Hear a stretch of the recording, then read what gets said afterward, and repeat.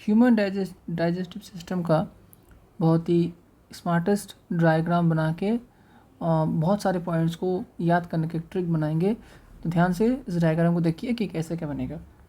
सबसे पहले human digestive system को बनाने का सबसे इजी डायग्राम कैसा होगा, ध्यान से देखिए। ठीक ठीक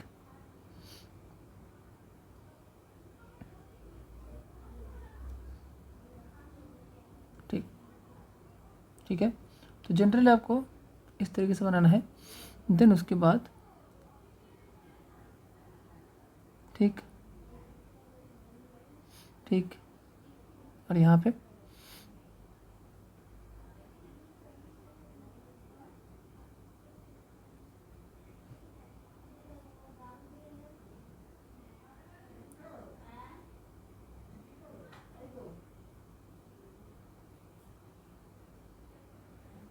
तो आपका ज़्यादा से ज़्यादा 1 मिनट के अंदर डायग्राम बन जाता है।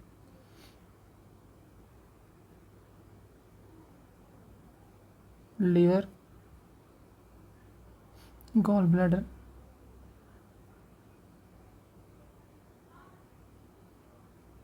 पैनक्रियास। माउथ को यहाँ पे बनाने के लिए थोड़ा सा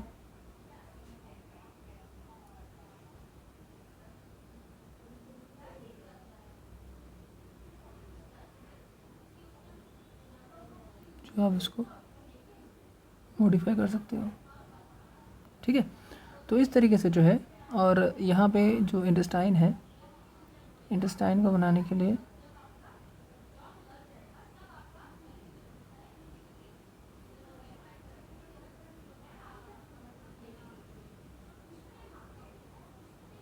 ऐसा ऐसा ऐसा।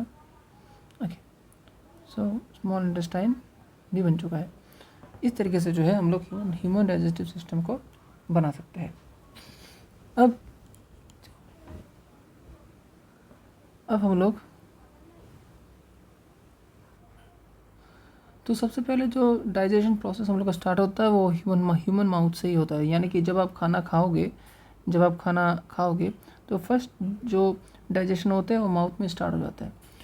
और यहाँ पे जो है एक टाइप का ग्लैंड होता है जिसको हम लोग क्या बोलते हैं, सलाइवरी ग्लैंड। सलाइवरी ग्लैंड क्या करेगा, एक टाइप का सलाइवा, जो जब भी हम लोग खाना को देखते हैं तो आपने देखा होगा कि सलाइवा सिक्रेट होता है, तो वो सिक्रेट होता है सलाइवरी ग्लैंड के द्वारा।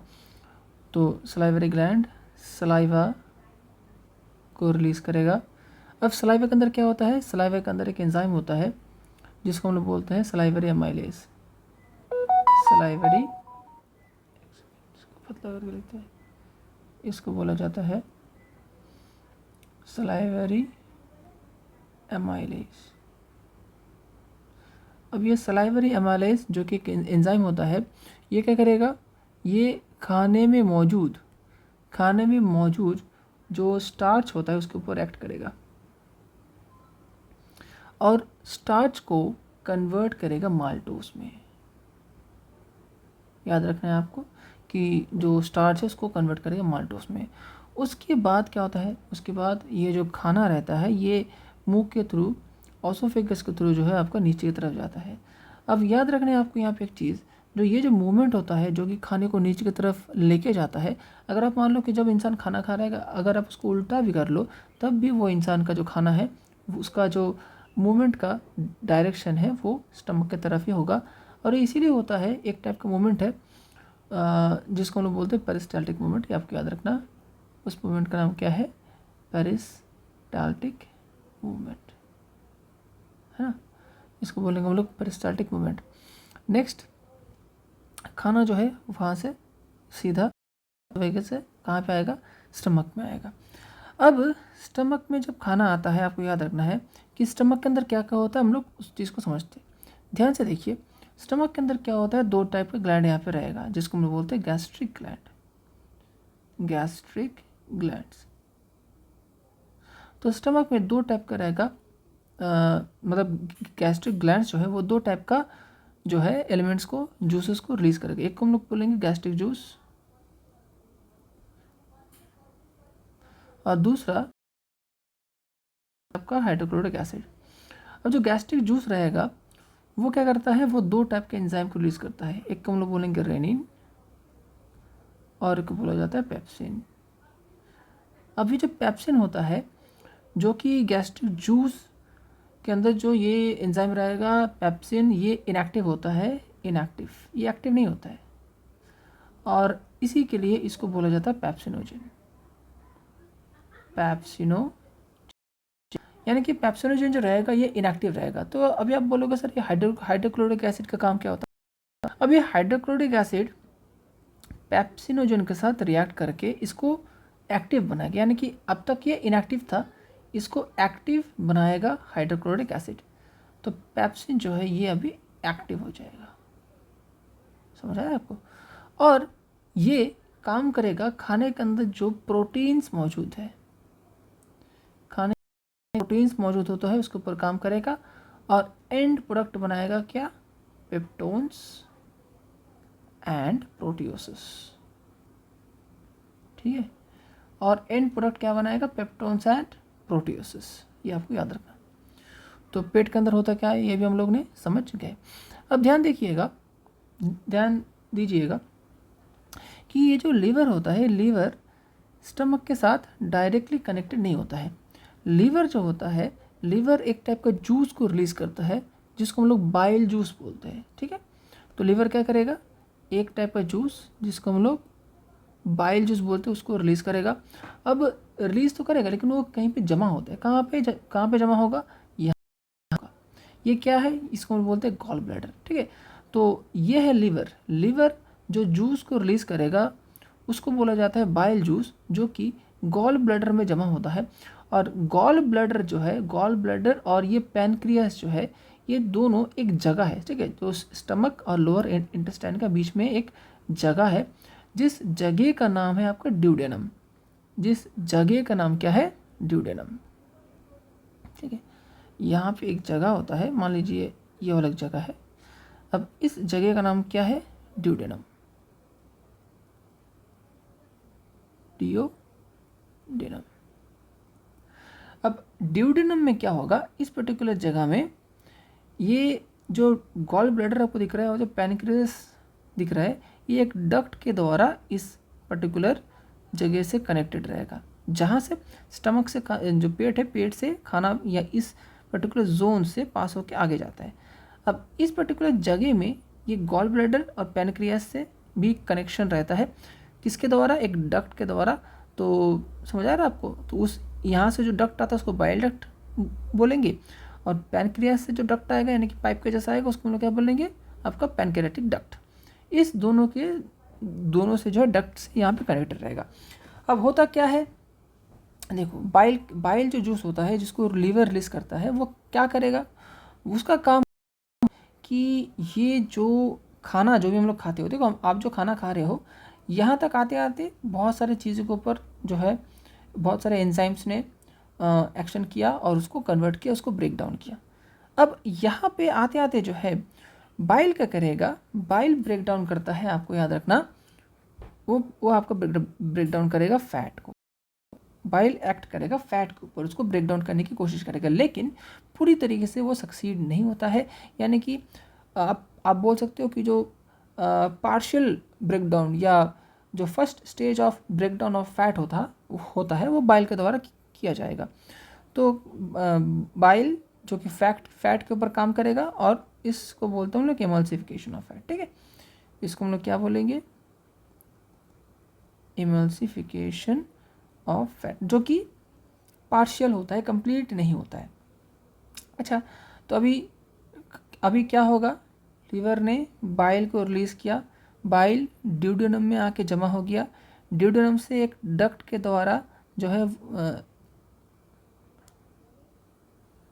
सॉरी लीवर ने क्या किया? लीवर ने आपका बाइल को रिलीज़ किया कहाँ पे? गॉल ब्लैडर में।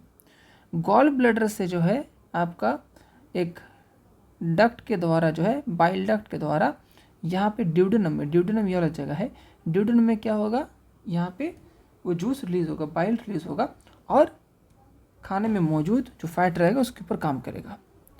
इसके बाद क्या होगा? इसके बाद नेक्स्ट आपका ये जो पैनक्रियास है, पैनक्रियाज जो होता है 3 टाइप का, आपको याद रखना, एंजाइम रिलीज़ करेगा ड्यूडेनम में। पैनक्रियाज जो जूस को रिलीज़ करता है उसको पैनक्रियाटिक जूस बोला जाता है, जो कि ड्यूडेनम में काम करेगा, यहाँ पे रिलीज़ होगा।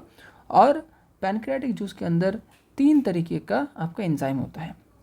एक को बोला जाता है, हम लोग उसको भी देखेंगे, ठीक है, हम लोग उसको भी देखते हैं। एक को बोला जाता है आपका एमाइलेज, ट्रिप्सिन और लाइपेज। एमाइलेज, ट्रिप्सिन और लाइपेज, ठीक है।